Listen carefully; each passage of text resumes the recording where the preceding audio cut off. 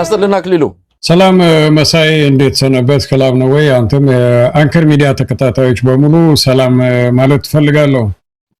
አክሊሉ ጠፍታል። ምናልባት በቅርቡ ወደ ኤርትራ አስመራ ሄደን እንደነበረ እንዲሁ አውቃለሁ። ያው በስልክ አውርተናል።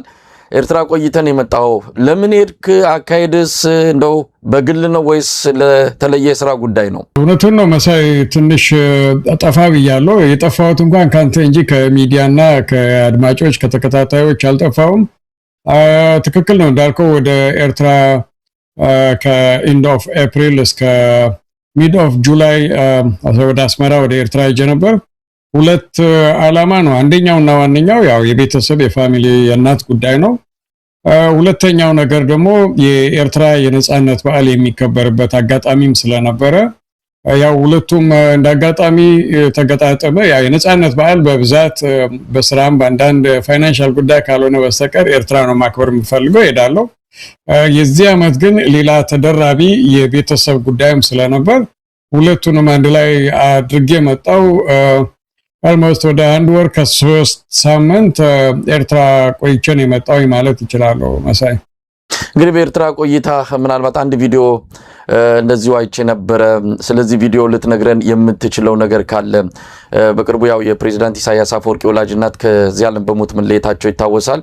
በተለያየ መልኩ መረጃ ወጥቷል። አንተ ግን በቦታው ነበርክና ይህን ቪዲዮ እየተመለከትኩ ነበረ። ምናልባት ቦታውን የት እንደሆነ እንዴት እንደሆነ ቦታው ነበርክና የምትገልጽልን ነገር አለ? አዎ፣ ቦታው በትክክል የክቡር ፕሬዝዳንት ኢሳያስ አፈወርቂ እናት ቤት ነው። ክቡር ፕሬዝዳንት ኢሳያስ አፈወርቂ እንደማንኛውም አዘንተኛ፣ እንደማንኛውም ለቅሶ ደራሽ፣ እንደማንኛውም አባት እናት በሚለየው ጊዜ ህዝቡ በባህል የሚያደርገውን የ3 ቀን ከዛም የ12 ቀን የሚባሉ የሀዘን ቀናትን ከህዝቡና ከአንዳንድ የውጭ ሀገር ዲፕሎማሲኞች አብሮ ያሳለፈበት ጊዜ ነው። በቦታው በስፍራው ነበርኩ፣ ተገኝቼ ነበር። በጣም የሚገርመው ነገር ፕሬዝዳንቱም የሀገሪቱ ከፍተኛ ባለስልጣንም እንደዚሁም ኤርትራ ውስጥ የሚኖሩ የውጭ ዲፕሎማሲኞችና የተለያዩ የዩናይትድ ኔሽን የኤንጂኦ ድርጅት ሰራተኞች እንደማንኛውም ሰው ሌላ ቦታ በ5 በ6 በ7 መኪና ታጅበው መትረየስ በተደገነባቸው መኪናዎች ታጅበው ሳይሆን እንደማንኛውም ለቅሶ ግማሹ በታክሲ ግማሹ በግል መኪና ግማሹ በመስሪያ ቤት መኪና መጥቶ ያው እንደ ህዝቡ ቡናም ሻይም ቆሎም እየበሉ የክቡር ፕሬዝዳንት ኢሳያስ አፈወርቂ እናት የቀብርና የሀዘን ሽኝት የተደረገበት አጋጣሚ እዛ በስፍራው ተገኝቼ ነበርና ይሄ ለኔ ለማንኛውም የኤርትራ ህዝብም ለአፍሪካ ህዝብም አንዳንድ መሪዎች በግል ጉዳይ ላይ የሰርግ ሊሆን ይችላል፣ የሀዘን ሊሆን ይችላል፣ የአንዳንድ ድግስ የቤተሰብ ሲኖር ግማሽ ከተማ የሚያዝጉበት ሁኔታ ታያለ። ኤርትራ ውስጥ እንደዛ የሚባል ነገር የለም። ፕሬዝዳንቱም ሚኒስትሩም ሁሌ እንደምንናገረው እና እንደምናውቀው እንደማንኛውም ተራ ዜጋው ነው ኖርማል ዴይሊ ላይፋቸውን የሚያሳልፉ የኤርትራ መሪዎች ያሉበት ሀገር ነውና በሌላ በኩል በጣም ደስ የሚልና ከትውልድ ወደ ትውልድ ሊተላለፍ የሚገባው የሙቁሉልነት እንለዋለን በእኛ በትግርኛ አነጋገር ነፃውን እንደማንኛውም ዜጋ ማንኛውንም ዜጋ መስለ የመኖርና የመሄድ ሁኔታ ነው የተከታተልኩት እዛ። አመሰግናለሁ አክሊሉ። እንግዲህ የፕሬዝዳንት ኢሳያስ አፈወርቂ ወላጅ እናት መሞታቸውን በተመለከተ በተለያዩ ሚዲያዎችም እንደዚሁ መረጃው ወጥቷል። አንተ ደግሞ በአካል ሄደ ቦታውን ላይ ተገኝተ ያየሆነና በቪዲዮም ቀርጸ ያመጣውና ያካፈልከን። ወደ ዕለቱ ውይይታችን እንሄዳለን። እንግዲህ ኤርትራ ሄድክ፣ ምን እየተባለ ነው እዛ? ያው የቀጠናው ጉዳይ የሚታወቅ ነው። በኤርትራና በኢትዮጵያ በቀጠናው በአጠቃላይ ጦርነት ሊፈነዳ ይችላል የሚለው እኔም አንተም ብዙ ጊዜ ስንገናኝ የምናነሳው ጉዳይ ነው። አሁን ደግሞ ገፋ ብሎ መጥቷል። ምናልባት ጦርነቱ ቀጠናዊ አቅጣጫን ከያዘም ዓለም አቀፉ ማህበረሰብም ከወዲሁ እያስጠነቀቀ እንዳለው መጠነ ሰፊ ቀውስ ሊከሰት ይችላል የሚል ነው። ግን ኤርትራ ውስጥ ምን እየተባለ ነው? ይህን ጉዳይ በተመለከተ ምናልባት ባለስልጣናትንም አግኝተ ሊሆን ይችላል፣ ከጉዳዩ ጋር የተያያዙ የተለያዩ አካላትንም አነጋግረ ሊሆን ይችላል። ምን እየተባለ ነው? መሳይ ሁልጊዜ እንደምንናገረው ነው በኤርትራ በኩልና ኤርትራ ውስጥ ሁልጊዜ በመንግስትም በህዝብም በሰራዊትም በኩል ሁልጊዜ ጥንቃቄ አለ። ሁልጊዜ ነው እንደዚህ አሁን እንዳለውና አሁን እንደሰነበተው አይነት ምርኮኛውም ዳንሰኛውም ተባሮ የነበረም እየመጣ በሚደንፋበት ሰዓት ደግሞ አንዳንድ ነገር ምልክት ነው በሚል የሚደረግ የ3 ወር የ6 ወር ወይ በየ6 ወሩ ወይ በ3 ወር አንድ የሚደረግ ወታደራዊ ታዕሊም ወይ ደግሞ ወታደራዊ እንቅስቃሴ አገሪቱ ውስጥ አለ። በአጠቃላይ በህዝብም በመንግስትም በኩል ሲታይ ግን በብልጽግና በኩልና አንዳንድ ሎቢስት የውጭ ሎቢስት እዛ አካባቢ በጣም ኃይለኛ ጦርነት ሊነሳ ይችላል፣ እንዲህ ሊደረግ ይችላል፣ እንዲህ ሊሆን ይችላል የሚባለው ነገር ኤርትራ ውስጥ ብዙ አይገዛም። ብዙ የማይገዛበት ብዙ የራሱ የሆነ ምክንያት አለው። ያው የኤርትራ መንግስት ባለስልጣናት ባይናገሩም ማለት ነው ልክ የኢትዮጵያ መንግስት ኤርትራ ውስጥ ምን አይነት ሁኔታ አለ፣ ምን አይነት ኑሮ አለ፣ ምን አይነት ያመጋገብ ስልት አለ፣ ምን አይነት በቂ ወታደራዊና የህዝብ አቅም አለ ብለው እንደሚተነትኑት ሁሉ የኤርትራ መንግስትም ኢትዮጵያ ውስጥ ምን አይነት ሁኔታ አለ፣ ኢትዮጵያ ውስጥ ያለ የኃይል አሰላለፍ፣ ኢትዮጵያ ውስጥ ያለ የታጠቀው ኃይል ብዛት፣ ኢትዮጵያ ውስጥ ያለ በመንግስት ላይ አፈነገጠው ወይ በመንግስት ላይ በተመቸው ሰዓትና በማንኛውም ሰዓት እርምጃ ለማውሰድ ብረት ታጥቆ በረሃም በየከተማውም በየቦታው ያለ ምን አይነት ህዝብ አለ፣ በጋምቤላ፣ በአፋር፣ በኦጋዴን፣ በአማራ ክልል፣ በትግራይ ክልል፣ ኦሮሚያ ክልል እና በእያንዳንዱ ክልል ያለ ወታደራዊና የመንግስት እንቅስቃሴ የኤርትራ መንግስትም ያው የግድ ሆኖ ይከታተለዋል፣ ያየዋል። ያን ከተገነዘበና ካጤነ በኋላ ደጋግመን እንዳልከው ነው እዚህም ተነጋግረንበታል። ይጭንቀት ልክ ድመት የተዘጋ ቤት ውስጥ ከሆነች መውጫ ስታጣ ያው ፊት ላይ እንደምትዘለው የብልጽግና ወይ ፕሮስፐሪቲ ፓርቲ ከውጭም ከውስጥም ታፍኛለሁ መተንፈሻ ሊሆነኝ ይችላል ብሎ መጠነ ሰፊ ጦርነት ውስጥ ሊገባና ሊያስነሳ ካልሆነ በስተቀር ልክ በርና መስኮት እንደተዘጋባ ድመት ጦርነት ውስጥ መግባት አለብኝ ብሎ ሊያስገባው የሚችል ምክንያትና መንገድ እንደሌለ የኤርትራ መንግስት ጠንቅቆ ያውቃል። አንዳንድ ተንታኞች ወይ ደግሞ እነዚህ ሎቢስት የሚናገሩት ነገር ኃይለኛ ክራይስ እንደሚነሳ ኃይለኛ ጦርነት እንደሚነሳ ይናገራሉ። ያ ብዙ ጊዜ ከብልጽግና መንግስት ባለስልጣናት ከአንዳንድ የውጭ ሎቢስት ጋር የታጠቀውንም ያልታጠቀውንም የማስፈራሪያ ይሆናል።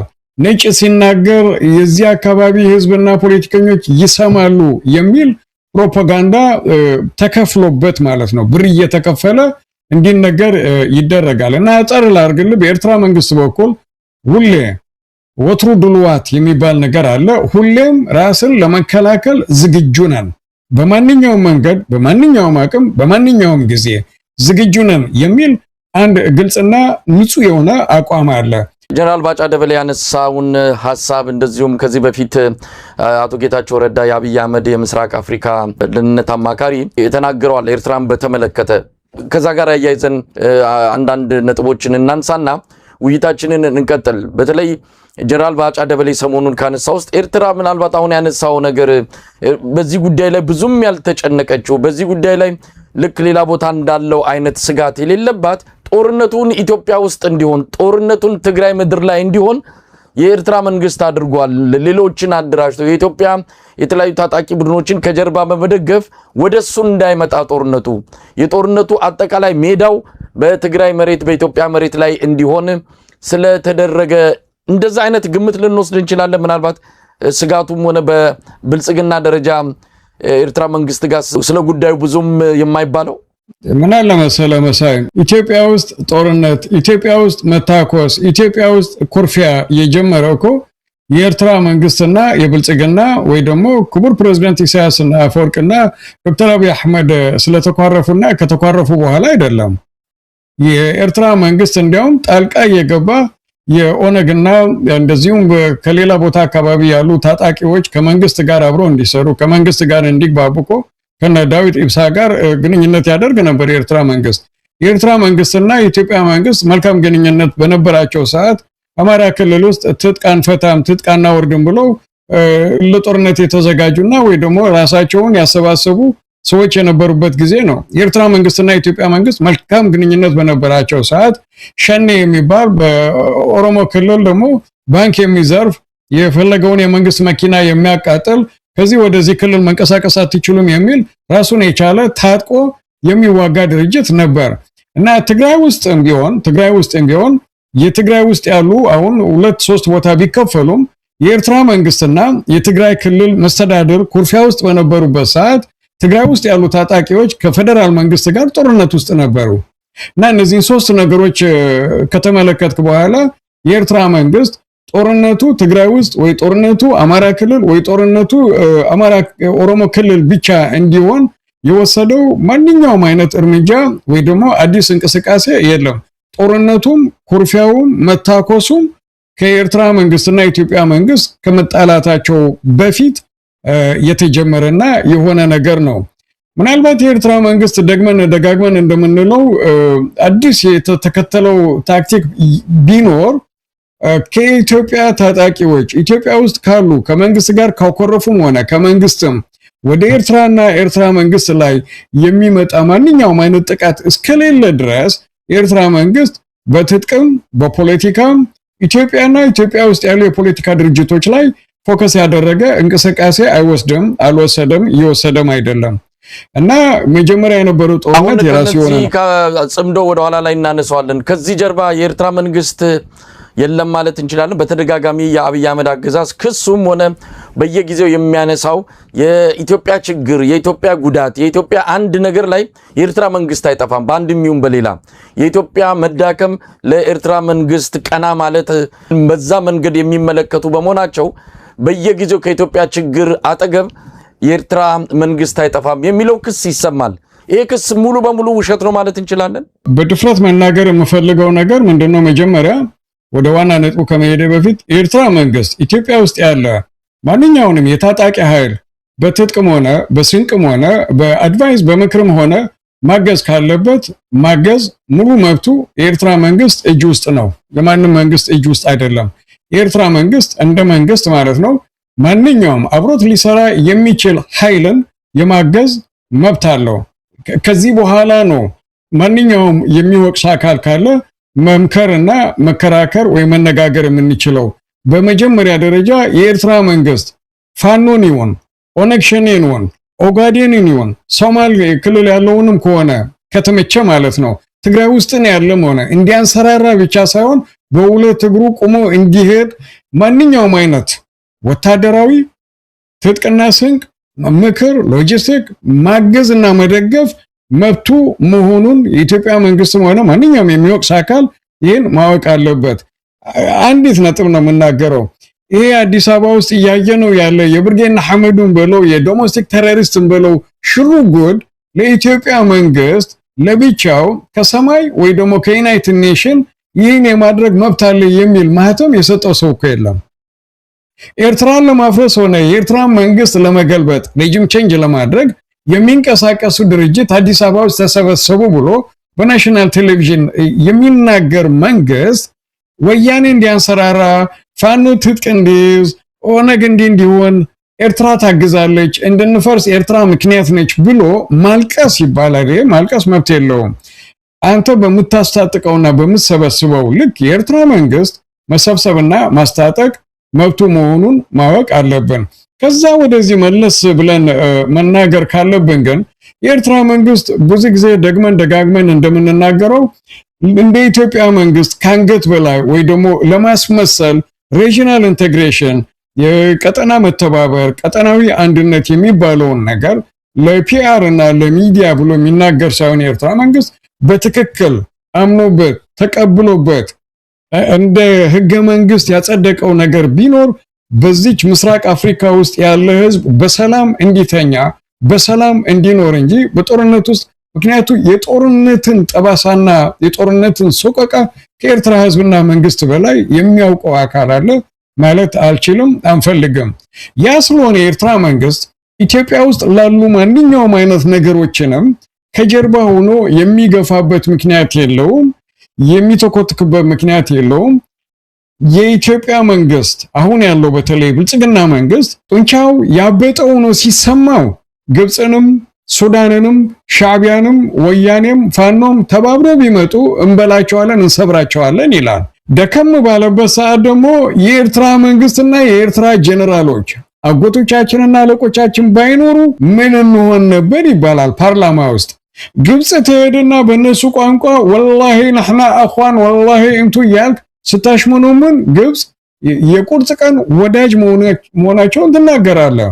ደከም ብለ የተሰማ ጊዜ ሲሆን ደግሞ ለመፍረሳችንም ለመውደቃችንም ለመበታተንም የጥንት የጧት ጠላቶቻችን የግብጽ መንግስት እጅ ከኋላ አለበት ይባላል። ኤርትራ መውቀስ ስትፈልግ ደግሞ እንኳን ወዳጅ ጥላ ይሸሻል። የኤርትራ መንግስት አልሸሸንም። ኢትዮጵያ ላለችበት አንገቷን እንድትቀና ወዳጆቿ በራቋት ጊዜ የቆሙልን የኤርትራ መንግስት ነው እንዳልተባለ ደግሞ የኤርትራ መንግስት የግብጽን ተላላኪ ሆኖ ኢትዮጵያን እያመሰ ነው ይባላል። ይህ ሁሉ ግራ የተጋባ አነጋገር ሰከን ብለ ስታየው ኢትዮጵያ ውስጥ ያለ መንግስት የፈጠረው የሀገሪቱ ያለመረጋጋት፣ የኢኮኖሚ መዛባት፣ የኢኮኖሚ እብደቱና ጡዘቱ የፈጠረው ጭንቀት ነው እላለሁ እኔ። በእርግጥ አሁን ከማስተባበልም ያለፈ ነው የኤርትራ መንግስት በአንድም ይሁን በሌላ በኢትዮጵያ ውስጥ የትጥቅ ትግል እያደረጉ ካሉ አሁን ደግሞ ወደ ትብብር እየመጡ እንዳለ የገለጹ ነው ያሉት። በይፋ የሚገልጹበት ቀን እየተጠበቀ ነው። በቅርቡ እውን ይሆናል ብለዋል የአፋብን ቃል አቀባይ ወይም የህዝብ ግንኙነት ኃላፊ አርበኛ አስረስ ማረ ዳምጤ። ስለዚህ የሆነ ትብብር አለ። ከዚህ ትብብር ጀርባ ማስተባበል በማይቻል ሁኔታ የኤርትራ መንግስት ድጋፍ አለ። በእርግጥ ይሄ በይፋ በኤርትራ መንግስትም ሆነ በሌሎች ኃይሎች የኤርትራ መንግስት እጅ አለበት ተብሎ ባይገለጽም የተለያዩ መረጃዎች ማስረጃዎች የሚያስረግጡት ከዚህ ከንቅናቄ ወይም ከትብብሩም ሆነ ጽምዶም እንበለው ከዚህ ጀርባ የኤርትራ መንግስት እንዳለ ነው። አብይ ለምን ይፈራል? አብይ ለምን በዚህ መልኩ ተከታታይ የሆነ በየቀኑ ፕሮፓጋንዳ ለምን ከፈተ? የራሱ ስጋት ሊኖር ይችላል። ግን ባለን መረጃ የኤርትራ መንግስት ከነዚህ ኃይሎች ጀርባ እንዳለ ይታመናል። ይሄ ትክክል አይደለም፣ ኃጢአት ነው ማለት አይደለም። እኔም እስከማምነው ማንም ባለው የፖለቲካ አሰላለፍ ላይ የራሱን አሰላለፍ መርጦ ለሚፈልገው ተልእኮ የሚፈልገው ማድረግ ይችላል። ያ መብቱም ነው፣ የሚወገዝም አይደለም። ግን ደግሞ ይሄ ነገር እያለ የለም ብሎ ማስተባበል የሚቻል ነው ወይ? እዚህ ላይ ምን ትላለህ? ያው ቀደም እንዳልኩት መሳይ የኤርትራ መንግስት እጅ በዚህ ኢትዮጵያ ውስጥ በሚደረገው የእርስ በርስ ጦርነትን በለው ግጭትን በለው የሽምቅ ጥቅም በለው እጅ አለበት ለማለት የሚችለው እኔ ልክ የወያኔ ከብልጽግና ጋር ይዋጉ በነበረበት ሰዓት በአጭር ጊዜ ውስጥ አዲስ አበባ በራፍ ላይ እንደደረሱት ፋኖ አሁን ባለበት ቁመና ላይ ሳይሆን ማየት የምፈልገው እኔ አሁን ካለበት ቁመና በተሻለ መልኩ መደረግ ያለበት እርዳታና መደረግ ያለበት መተባበር ካለም ማንኛውም አይነት ስንል የታንክ ሊሆን ይችላል፣ የመድፍ ሊሆን ይችላል፣ የድሮን ሊሆን ይችላል፣ የሳተላይት ሊሆን ይችላል። ማንኛውም አይነት እርዳታና ድጋፍ ትብብር ተደርጎለት ኢትዮጵያ ውስጥ ያለውን ሰው በሊታ ጭራቅ አሁን ሜቢ በገፉት ነበር የሚፈለገውን ያህል ትብብር ተደርጎ ቢሆን ኖሮ ለዛውም ከሱዳን በሚመጣ ትብብር ለዛውም ከግብጽ በሚመጣ ትብብር እና ትብብር አለ ቢባልም ነው በእኔ አስተያየት ይህን የማይባል ሊሆን ይችላል ነው የምለው። መተባበር ያስፈልጋል ከሚገባው በላይ። አንድ ሰው እበላሃለሁ፣ ረግጣሃለሁ፣ እኔ ዝሆን ነኝ እናንተን መርገጥ ይችላልው እያለ በየጠዋቱ በሚደነፋበት ሰዓት ኢትዮጵያ ውስጥም ቢሆን ብሔርን ከብሔር ጎሳን ከጎሳ የጥንት መሪዎችን እና አፄ ቴዎድሮስን አፄ ዮሐንስን እየጠቀሰ ብሔር ከብሔር የሚያጣላ መንግስት እሱ ላይ ካልተተባበርክ ሌላ ማን ላይ መተባበር ትችላለና ትብብር የለም የምለው እኔ አሁን ፋኖም ሆነ የትግራይ ታጣቂዎች ወይ የትግራይ ክልላዊ መንግስት ካላቸው ቁመና አንጻር ነው። ምክንያቱም ከሁለትና ሶስት መንግስታት የሚደገፍ ታጣቂ ኃይል ሊኖረው የሚገባ ቁመና በትክክል አሁን ያለው ኢትዮጵያ ውስጥ ያለው ቁመና መሆን የለበትም። ቢያንስ ልክ የኢትዮጵያ መንግስት የሚመካበትን አይነት ዘመናዊ ታንክና ድሮን የታጠቀ ኃይል ማየት ነበረብን ባይነኝ። ከዚህ በኋላ ትብብር ሊኖር ይችላል። የሚደረገው ትብብር አሁን ውስን ወይ የተመጠነ ነው ሊባል ይችላል። ሌላ ርዕስ ነው። ፈገግ የሚያሰኘኝ ነገር አለ። ምንድነው ያ ፈገግ የሚያሰኘኝ? አንድ ጊዜ ዶክተር አብይ አህመድ ሲናገር ሱና ሱ 26 ሱ 27 ጀት ብለን ስንናገር ጎረቤቶቻችን ምን አይነት መሳሪያ ነው ይሉ ይሆናል። ስለ ድሮን ስንናገር ምን አይነት መሳሪያ ነው ይላሉ ብሎ ሲደነቅ ነበር። አሁን ደግሞ የአማራን እና የትግራይ ታጣቂዎችን ሰላይ ድሮን ታጠቁ ብሎ እየከሰሰ ነው። ሰላይ ድሮን ታጠቁ ብቻ ሳይሆን እስከ 2000 ኪሎ ሜትር ደርሰው መመለስ የሚችሉ አጥቅተው መመለስ የሚችሉ ድሮኖችን መታጠቅም ነበረባቸው። ትብብሩ እንደሚባለው ቢኖር ማለት ነው። ምናልባት ከዚህ በፊትም በትግራዩ ጦርነት አብይ አህመድ የኤርትራ መንግስት አልገባም ብሎ ያው ሲያስተባብል ቆይቶ ነው በመጨረሻ የኤርትራ መንግስት በትግራዩ ጦርነት እንደተሳተፈ ራሱን በፓርላማ ገልጾ ከምስጋና ጋር አቅርቦ በኋላም ደግሞ ወደ ክስ የመጣው። ስለዚህ እንዲህ አይነቱ ነገር መጀመሪያ ላይ ይገለጽ ይችላል፣ ኋላ ላይ ትክክለኛው መረጃ ይወጣልና እሱ እንዳለ ሆኖ ትብብሩን በተመለከተ በተለይ ጽምዶ የሚለው ነገር መጥቷል። ጽምዶ ደግሞ በትግራይ ማህበረሰብና በኤርትራ ማህበረሰብ መሃል ድንበር አካባቢ ባሉ ነዋሪዎች የተጀመረ አንድነት ግንኙነት ነው። ያን አስመልክቶ ባለፈው ይሄው የጽምዶ ስም ተጠቅሶ በፖርት ሱዳን አንድ ስብሰባ መካሄዱ ይታወሳል። ሰሞኑን ደግሞ እንደዚሁ ኬንያ ላይም ተካሂዷል። ምናልባት ስለዚህ ስለ ጽምዶ የምትለው ነገር አለ? ምንድነው ጽምዶ? ጽምዶ የሚለው ቃል በኢትዮጵያ ቴሌቪዥን በኢትዮጵያ መገናኛ ብዙሃን አብይ አህመድ በሚቆጣጠራቸው የፕሮፓጋንዳ ማሽኖች ለበርካታ ጊዜያት በየለቱ ሲሰማ የነበረ ቃል ነው። አሁን ቀስ እያለ እየደበዘዘ መጥቷል። ለማንኛውም ስለ ጽምዶ ምን ትላለህ አክሊሉ? ጽምዶ ሲጀመር በሁለት ጎረቤት በሁለት ድንበር አካባቢ ያሉ ህዝቦች በሰላም ተከባብረው ከጦርነትና ከጥላቻ ርቀው የመተባበሩ መንፈስ አሳድገው አብሮ እንዲጓዙ የሚል ነው። ሲጀመርም ታስታውስ ከሆነ አስመራ ላይ ሐምሌ ፕሬዝዳንት ኢሳያስ አፈወርቂና ዶክተር አብይ አህመድ የተፈራረሙት ውል ቢኖር የመጀመሪያው ነገር ሁለቱን ህዝቦች ኖርማላይዜሽን መመለስ፣ በተለይ ድንበር አካባቢ ያሉ ዜጎች ከጦርነት ከጥላቻ ከማንኛውም አይነት ስጋት ነፃ ሆነው የመተማመንና የመቀራረብ መንፈስ እንዲያድግ የሚል ነው። ያ አንደኛው ነው። አራተኛው ቁጥር ላይ ነው ስለ ድንበር መካለልና ስለ ድንበሩ የሚነሳው።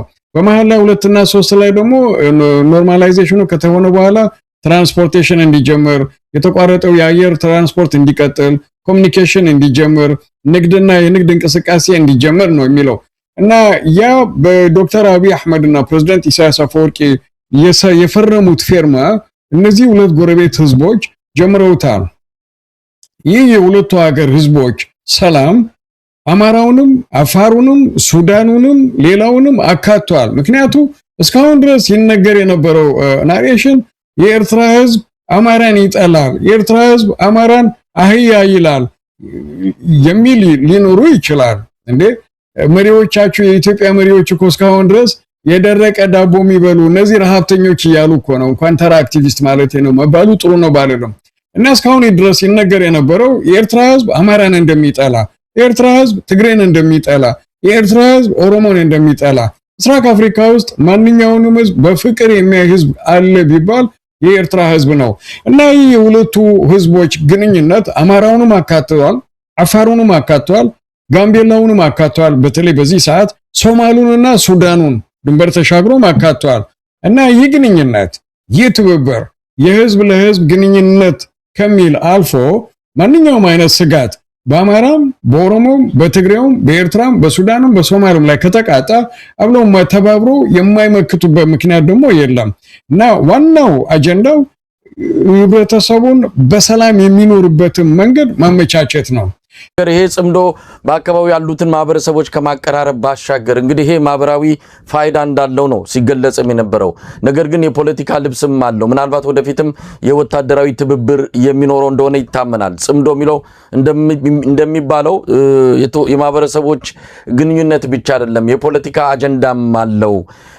በዋናነት ደግሞ አንድን አካል ታርጌት ያደረገ አንድን አካል ኢላማ ያደረገ ነው።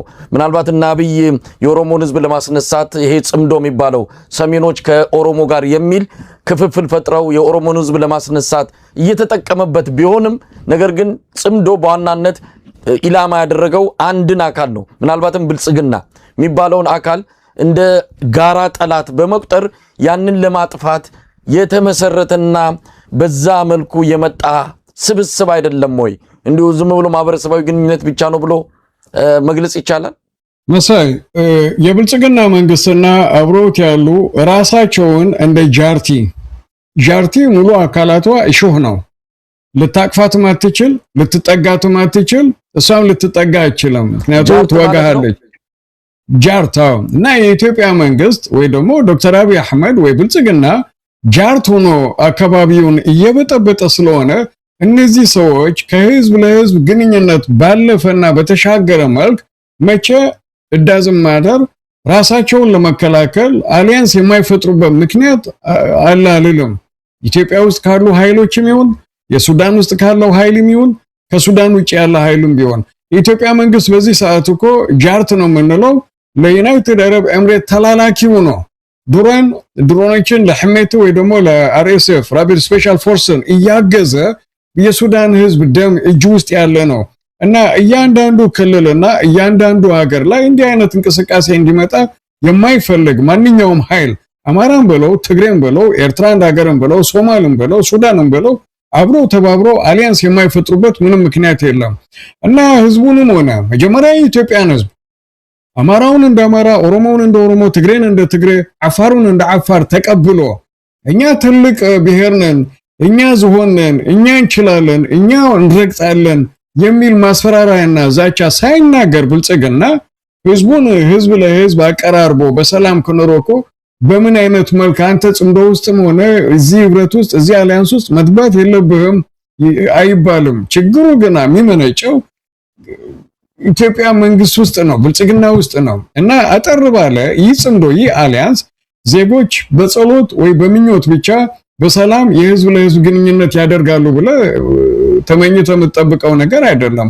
ይህን ሰላም የሚያደፈርስ ካለ አማራን ከትግሬ ጋር ትግሬን ከኤርትራ ጋር ኤርትራን ከትግሬ ጋር ማበጣበጥ የሚፈልግና እርስ በርሳቸው ልክ እንደ ጫካና እንደ ባህር ውስጥ አሳ ትልቁ ትንሹን እየበላ እንዲኖርና መጨረሻ ላይ እሱ ብቻውን እዛ አካባቢ መንገስ የሚፈልግ ኃይል ካለ በዛ ኃይል ላይ መተባበሩ ጊዜና ቦታ የማይጠይቅ ለነገ ይደር የማይባል እዛ አካባቢ ያሉ የታጠቁ የፖለቲካ ኃይሎች ያለውን ሁኔታ ግምት ውስጥ አስገብተው ከትላንት ዛሬ ከዛሬ ደግሞ ነገ ኃይላቸውን አሰባስበው ራሳቸውን መመከትና ራሳቸውን መከላከል ከተቻለም ማለት ነው ልክሱና ጠፋቸዋለን እንደሚለው የማጥፋቱን እርምጃ ጊዜ ሳይሰጡ መውሰድ አለባቸው ነው የሚለውና ጽምዶ ስንል ለማስተባበል ወይ ጽምዶ ስንል ከበስተጀርባው የተደበቀ ሃይድን አጀንዳ አለ። ጽምዶ ግን ውጭ የሚነገርለት ጃስት የህዝብ ለህዝብ ግንኙነት ነው ብቻ የሚባል አይደለም። ህዝብን አደጋ ውስጥ የሚያስገባ ከሆነ አሊያንሶችን አደጋ ውስጥና ችግር ውስጥ የሚከት ከሆነ ማንኛውም አይነት ራስን የመከላከልና ራስን የመጠበቅ እርምጃ የምትወስድበት ሌላ መካኒዝምም ጭምር ነው። እንግዲህ አክሊሉ ወደ ባጫ ደበሌና ጌታቸው ረዳ ቃለ መጠይቆችን እንምጣ። ጌታቸው ረዳ ትንሽ ቆየት ያለ ቢሆንም እናንተ ዛሬ ስለተገናኘን አንዳንድ ሐሳቦችን ጌታቸው የሰጣቸው ሐሳቦች ላይ ምናልባት መልስ ካለህም አነሳለሁ። ግን የባጫን ላስቀድም። ባጫ ሰሞኑን ሚዲያዎቹን ተቆጣጥሯል። ለቢቢሲ አማርኛ የሰጠው ቃለ መጠይቅ አለ። አሁን ደግሞ በውጪ ለሚገኝ አንድ የብልጽግና ደጋፊ ሚዲያ እንደዚሁ የሰጠው ረጅም ቃለ መጠይቅ አለ። ምናልባት ሙሉውን ተከታተል እንደሆነ አላቅም። የተቆራረጠውን በተለያየ መልኩ ሲላክ ሰምቻለሁና ሙሉን ስላልሰማው በተወሰነ ደረጃ ከኤርትራ ጋር በተያያዘ ያላቸውን አንዳንድ ነገሮች እንደዚሁ ተቆራርጦ የመጣውን ሰምቻለሁ። የኤርትራ ጀነራሎችን ያጣጣልበት እንደዚሁም የኤርትራ መንግስትን በከፍተኛ ሁኔታ የተቸበት የተለያዩ ጉዳዮችን ያነሳበት አንዳንዱ ምናልባት በሱ ደረጃ መገለጽ የሌለበትን እንደ አንድ አክቲቪስትና ዝም ብሎ የመንደር ዩቲዩበር በሚመስል መልኩ መረጃዎችን ያወጣበት ሁኔታ ትዝብት ላይ ቢጥሎም ግን ለዛ ምላሽ ያስፈልጓል። እውነተኛው ነገር መታወቅ አለበት። ምርኮኝነትንም የካደበት ሁኔታ ነው ያለው። ምናልባት ምርኮኝነትንም ከአንድ ብሔር ጋር አያይዞ እኔ ኦሮሞ ስለሆንኩ ነው እንዲህ አይነት የስም ማጥፋትና ውርጅብን የመጣብኝ ከመጣውበት ብሔረሰብ ጋር በተያያዘ ነው ብሎ ምርኮኝነትን ከብሔረሰብ ጋር አያይዞ የመጣበት መንገድ በራሱ አስቂኝ ነው። ለማንኛውም ብዙ ነገሮችን አንስተዋል። ኤርትራ የምትባል ሀገር ትጠፋለች ብሏል ለቢቢሲ። ሀገር አይኖርም፣ ድንበር አይኖርም፣ ይሄ ጦርነቱ አንዴ ይጀመር እንጂ ማብቂያው የት እንደሆነ አናቅም የሚል በጣም አስፈሪ መግለጫም ነው የሰጠው ለቢቢሲ አማርኛ። እንዴት አየው አጠቃላይ የባጫ ደበሌን የሰሞኑን በሚዲያዎች ላይ ያደረገ ያለውን እንቅስቃሴ? እነዚህ አሁን ያሉት ሱዳን በራሱ ጦርነት ውስጥ ነው ያለው። ልባርክ የሱዳን ጦርነት ውስጥ በራሱ ጦርነቱ ሳይጨርስ ሌላ ተጨማሪ ከኢትዮጵያ ጋር ያለ ጦርነት በሚመጣበት ጊዜ አውቶማቲካሊ የሱዳን መንግስት የሚባለው አሁን ከአርኤስኤፍ ጋር የሚዋጋው ይጠፋል። ምክንያቱም ከኢትዮጵያ መንግስት ጋር ጦርነት ከከፈተ ኢትዮጵያ መንግስት ቱ ዘ ማክሲመም ያለውን አቅም ተጠቅሞ በአጭር ጊዜ መፍጨት ነው ምንድነው መጨረስ ነው የሚፈልገው ውጊያ ነው እንደባለፈው ጊዜ እያንዛዛ ከአንድ ቦታ ወደ ሌላ ቦታ አቅም እስክትገነባ ድረስ እያፈገፈግ የምትሄድበት አይነት ሁኔታ አሁን የለም ጀመርክ በአጭር ጊዜ ውስጥ ጨርሰ መሄድ ነው ቴክኖሎጂ ነው አሁን ያለው ምሽግ ጊዜ ምሽግ ለምሽግ የምትዋጋበት ወቅት አይደለም ስለዚህ የሱዳን መንግስት በዛ አይነት መንገድ የሚፈጣበት ኢምፓክቱ ነው የኤርትራ መንግስትም ከዋንስ ጦርነቱ ከተነሳ በኋላ የኤርትራ መንግስትም የሚባል አይኖርም ይሄን መታወቅ አለበት ሶ ጂኦግራፊው ይቀየራል ፎር ዳት ማተር መንግስቶች ይቀየራሉ ጂኦግራፊው ይቀየራል ዝም ብሎ አይነት አይደለም በቀጠናው ማለት ነው የአገራት ድንበር ይቀየራሉ ማለት ነው yes እሱንም ኢምፓክት ሊፈጥር ይችላል ለምሳሌ ያክል በትግራይና በኢትዮጵያና በኤርትራ መካከል ያለው ዲማርኬሽን የለም እኮ እሱም ራሱ ሌላ ችግር ይፈጥራል በኋላ ሌላ ችግር ይፈጥራል ይሄ ያዛል የኤርትራ መንግስት አይኖርም የኤርትራ መንግስት በማይኖርበት ጊዜ ምንድነው ሊመጣ የሚችል አይኖርም በራሱ ይጠፋል አይኖርም በትግርኛ ፈራህ 10 ተበትሩ ይባላል ፈሪ ዱላው 10 ነው ይባላልና አጠር ባለ እንቅስቃሴው ሶሻል ሚዲያ ላይ መጥቶ ቲክቶክ ከፍቶ ለብልጽግና ደጋፊ 3 እና ከ3 ሰዓት በላይ ሚዲያ ላይ ቁጭ ብሎ ለዛውም ምስራቅ አፍሪካ ውስጥ የሌለ የጀነራልነት የፊልድ ማርሻልነት ማዕረግ ያለው ሰው በተራ ዩቲዩበር ወይ ደግሞ መንደርተኛ ቡና ምጠጣ ሴት የማታወራውን አይነት ወሬ ሲናገር ለኔ ወይ ለኛ ብልጽግና መንደር ውስጥ ያለ ጭንቀት ብልጽግና መንደር ውስጥ ያለ ስጋት ብልጽግና መንደር ውስጥ ያለ መተማመንና ከዚህ በኋላ ምን ሊመጣብን ይችላል ትላንት ያስተባባልከውን ትላንት የማይጠቅሙ ራት በልቶ ማደር የማይችሉ ስብስብ ነው ብሎ የናቀው ጽምዶን ሌላ ነገር ደረጃ ላይ ደርሶ ካየው በኋላ ዛቻና ማስፈራራት ነው ይሄን ዛቻና ማስፈራራት ይቅርታ አድርግልኝና ወደ ኋላ 2013 14 15 መመለስ ብዬ ይሄ ወደ ኢትዮጵያ ውስጥ በነበረበት ሰዓት መንገጫገጭና ኢትዮጵያ ውስጥ ያለ መረጋጋት እየበዛ ኢኮኖሚውም እያሽቆለቆለ በድርቅ የሚመቱ ዜጎች በበዙበት ሰዓት ሶሻል ሚዲያ ፓልቶክ የሚባል ነበር ያኔ ፓልቶክ ላይ ይሄ ወደ ባለስልጣናት በተለይ እንደነበረከ ስምዖን እንዳቤ ስብሐት ነጋ ሌሎችም እየመጡ በብዛት ይናገሩ ነበር እና እንደዚህ አይነት ነገር ከከፍተኛ ባለስልጣኖች ስታዩ የስጋት ምንጭና የስጋት ምልክት የፍራቻ ምልክት ነው እና ተህዲድ ሙሰል አመል ይባላል በአረብኛ ማስፈራራት ዛቻ ጉራ ማድረግ ለምትፈልገው ነገር ግማሽ መንገድ ነው ማለት ነው